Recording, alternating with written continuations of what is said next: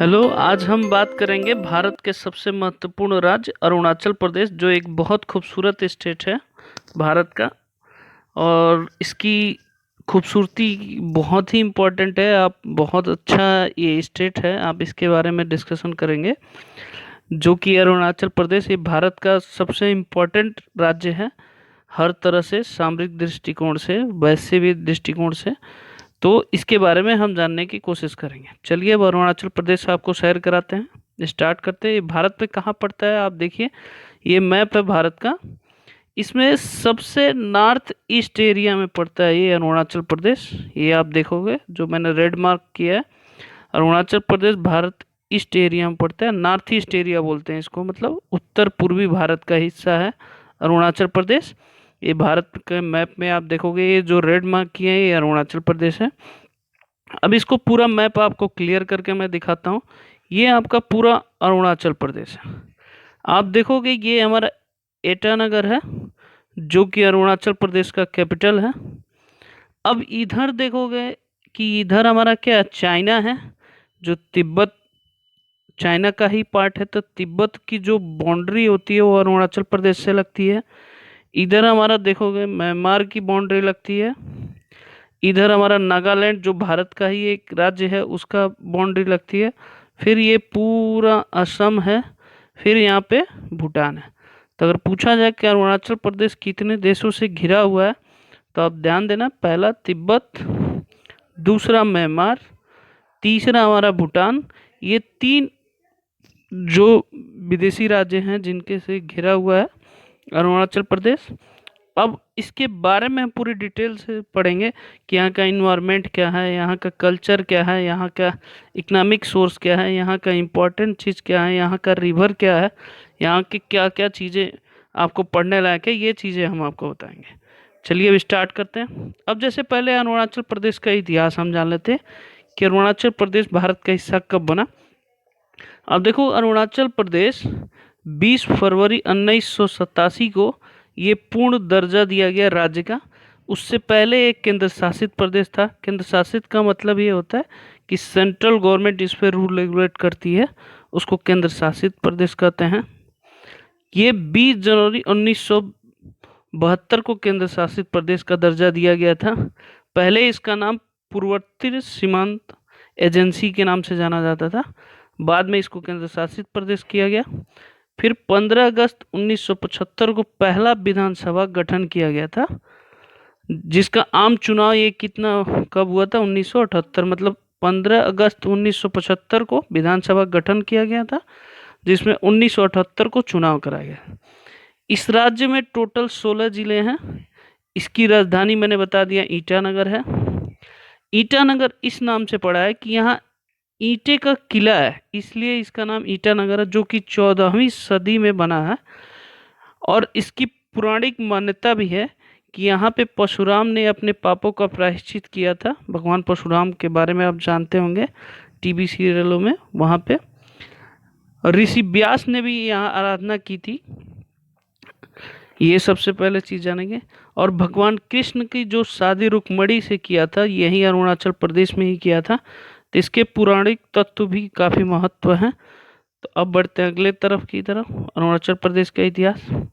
अब देखिए, अरुणाचल प्रदेश का नाम बताते हैं, अरुणाचल प्रदेश। अब देखिए, ये भारत का उत्तरी पूर्वी राज्य है, ये मैंने बता दिया।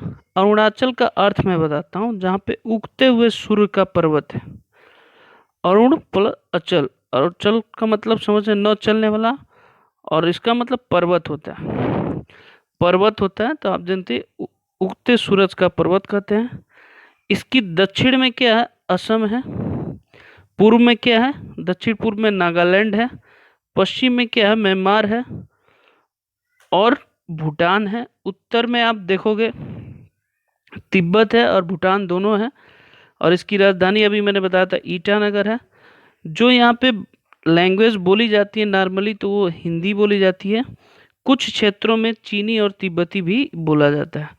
इसका टोटल जो बाउंड्री है वो कितना है, 1129 किलोमीटर है।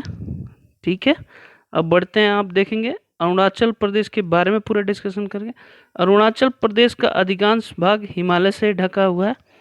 लेकिन लोहित, लांगचांग, पिराई, पतकाई पहाड़ियों में स्थित है। मतलब 3 पहाड़ियां हैं यहाँ पे, लोहित, लांगचांग, तिरप, पतकाई पहाड़ियों में स्थित है। यहाँ पे कांगतो, नियोगी, कांगसांग 2 चोटियां हैं जो कि ये बहुत बार पूछा गया है। कांगतो, नियोगी, कांगसांग की मुख्य चोटियां गोरीचंद चोटी है जो पूर्वी गोरी क्षेत्र स्थित है। ये हिमालय की सबसे ऊंची ऊंची चोटी है। बुमला दर्रा, ये आप जानते हैं 2006 में 44 वर्ष बाद व्यापार के लिए खोला गया है। दोनों के बीच मतलब चीन और भारत के बीच 2006 में ओपन किया गया था 44 वर्ष बाद। यहाँ 2 दर्रे हैं। दर्रे का मतलब ये होता है रास्ता होता है पहाड़ों के बीच का, उसको दर्रा बोलते हैं। यहाँ यांग याप दर्रा, फिर दीपू दर्रा, ये पूछा गया, कई बार पूछा गया।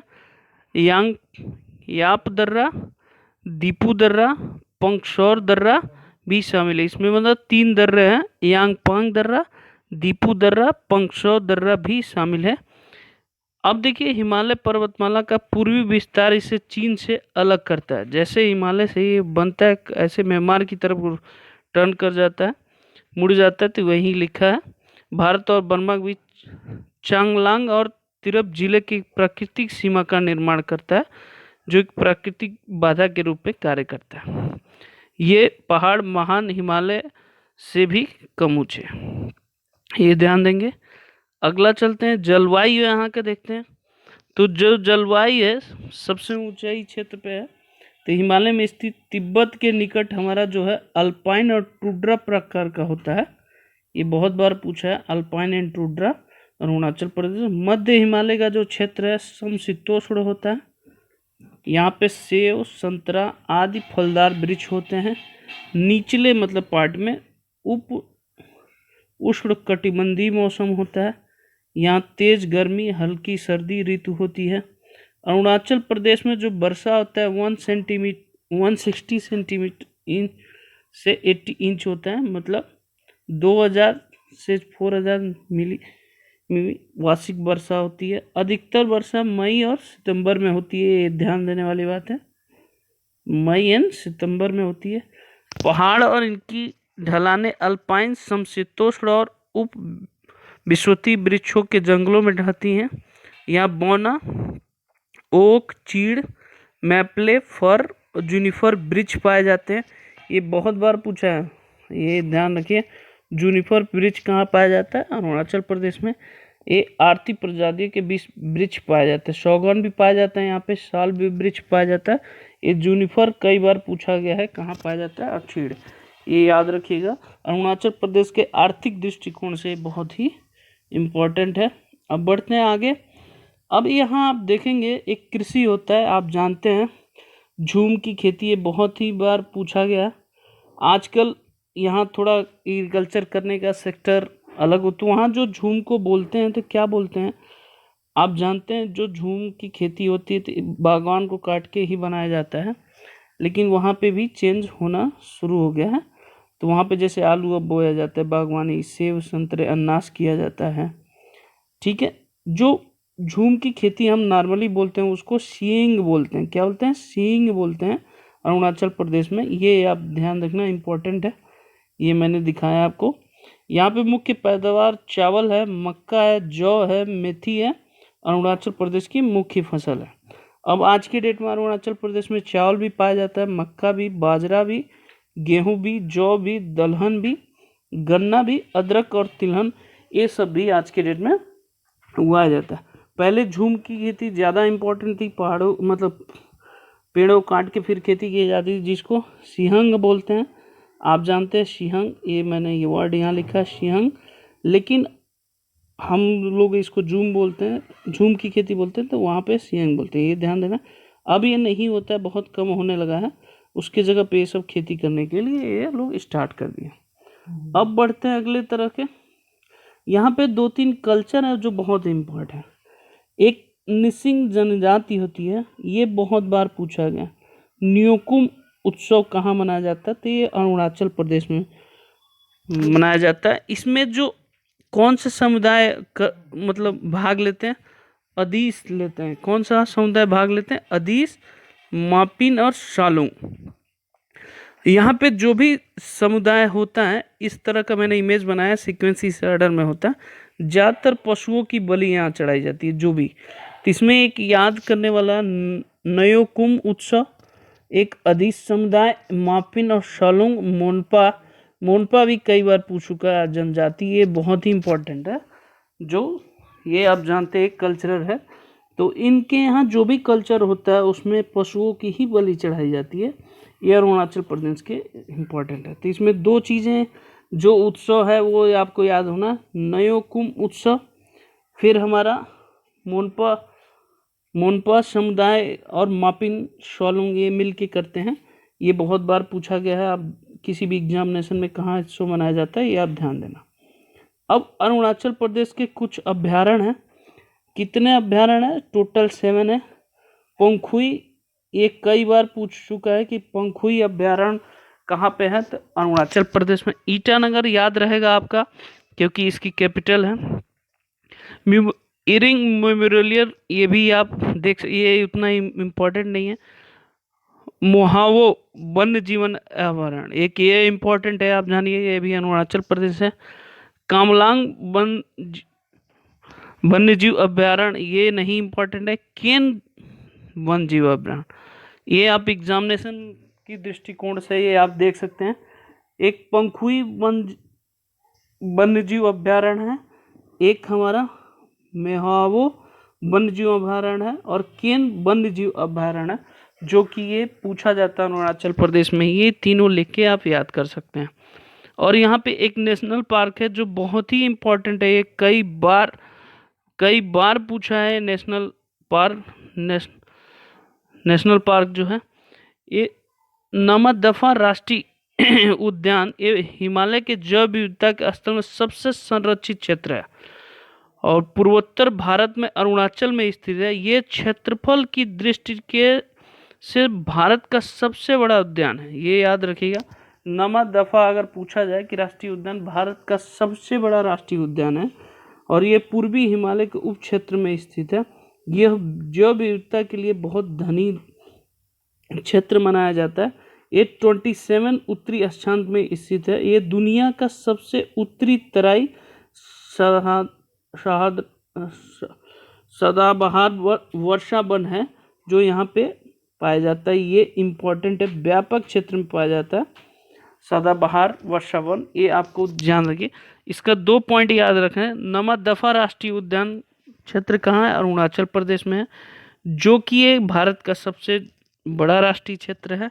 ये 27 डिग्री अक्षांश में स्थित है।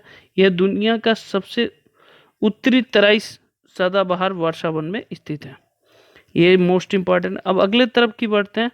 एक ब्रह्मपुत्र नदी है, आप जानते हैं तिब्बत के स्वायत्त इलाके से निकलती है ब्रह्मपुत्र नदी। ये अरुणाचल प्रदेश के राज्य के जरिए इस देश की सीमा में प्रवेश करती हैं। अरुणाचल प्रदेश में इस नदी का नाम सियांग है, ये मोस्ट इम्पॉर्टेंट है। ब्रह्मपुत्र को अरुणाचल प्रदेश में क्या बोलते हैं? सियांग बोलते हैं। ये कई बार पूछा गया, सियांग बोलते हैं। इसके बाद ये नदी असम पहुंचता है। असम पहुंचने के बाद ये ब्रह्मपुत्र कहा जाता है, फिर ये बांग्लादेश में प्रवेश कर जाती है। तो पूछा जाता है कि ब्रह्मपुत्र का अरुणाचल प्रदेश में नाम क्या है, तो आप नाम याद रखना, सियांग नाम बोला जाता है ब्रह्मपुत्र का। ये उसकी इमेज मैंने छोटी सी डाली है, ये आप देख सकते हैं। अब एक और नदी है जो बहुत ही इंपॉर्टेंट है, लोहित नदी। ये भारत के अरुणाचल प्रदेश और असम में बहने वाली नदी है। ये ब्रह्मपुत्र की सहायक नदी है। लोहित नदी पूर्वी तिब्बत के ज्याल छू पर्वत श्रेणी से आती है। ये एक इम्पॉर्टेंट है, ज्याल छू श्रेणी से निकलती है।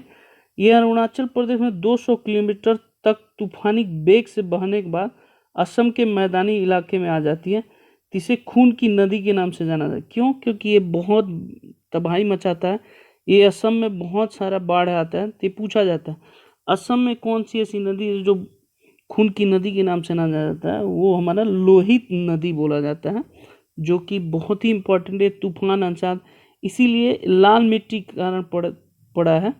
ये देखिए मिसमी पर्वतमाला से बहती हुई ब्रह्मपुत्र घाटी में मुहाने ब्रह्मपुत्र नदी अरुणाचल प्रदेश में सियांग नदी के नाम से जाना जाता है, वो मैंने बता दिया, जिसमें ये विलय हो जाती है। लोहित नदी एक सहायक नदी है जो ब्रह्मपुत्र की है, एक खून की नदी के नाम से भी जाना जाता है। ये असम में बहुत सारा बाढ़ भी लाती है, तो ये आप इम्पोर्टेंट देख सकते हैं। अगला जो चीज़ है, मैं मैप दिखाना, ब्रह्मपुत्र कहाँ से, ये ब्रह्मपुत्र, ये नदी ये असम की तरफ आती है। ये दिबांग नदी है जो आप देखेंगे, ये हमारा लोहित नदी है जो असम से हाइट से आती है, ये लोहित है। ये दबांग है, ये हमारा ब्रह्मपुत्र है। ये सवनश्री एक नदी है, वो भी ब्रह्मपुत्र की सहायक नदी है। तो ये जो 4 नदियां हैं ये बहुत ही इंपॉर्टेंट है अरुणाचल प्रदेश का। ठीक है, अब बढ़ते हैं अगले टॉपिक के थे। अब देखिए अरुणाचल प्रदेश के कुछ टूरिज्म पैलेस हैं जिसके बारे में हम जानेंगे डिस्कशन में। मैंने शुरू में ही बताया था किला, ईटानगर का एक पर्यटक ईटा किला भी देख सकते हैं। इसे किले का निर्माण 14 या 15वीं शताब्दी में किया गया था, इसी के नाम पे ईटानगर रखा गया था। ये क्या है कि लाल रंग का ईंटे से बनाया थे, बहुत खूबसूरत दृश्य इसी की देख सकते हैं, तो इसी के नाम पे हमारा ईटानगर। उसका दूसरा चीज पौराणिक गंगा झील, ये ईटानगर से 6 किलोमीटर दूर है। ये झील के पास खूबसूरत जंगल भी है, जंगल बहुत खूबसूरत है, पर्यटक क्षेत्र से बहुत ही इंपॉर्टेंट है। ये आप 2 चीज़ें हैं देख सकते हो ईटानगर, जब भी जाएं अरुणाचल प्रदेश आप शेयर करने तो ज़रूर देखिए। अब आप देखिए जो अरुणाचल प्रदेश हमने बताया, इसके सारे चीज़ देखें, ये बहुत ही इंपॉर्टेंट टॉपिक है। आप पूरी तरह से इसको देख सकते हैं तो अरुणाचल प्रदेश आपके दिमाग में पूरी तरह से बैठ जाएगा। ओके, धन्यवाद।